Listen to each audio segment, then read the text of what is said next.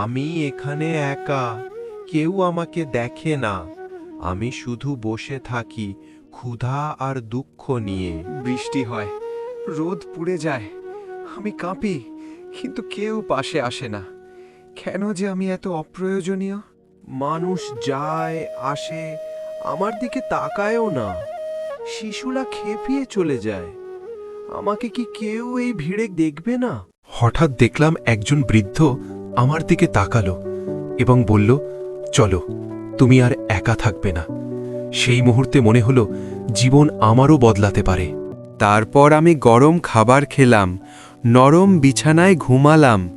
আজ প্রথমবার আমাকে সত্যিই নিরাপদ মনে হলো।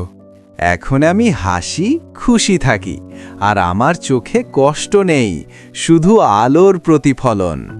আমি জানি ভালোবাসা জীবন বদলে দিতে পারে, আর আমিও এখন কারোর ভালোবাসার কিউট ডক্ক। ভিডিওটি ভালো লাগলে লাইক সাবস্ক্রাইব করে দিন প্লিজ।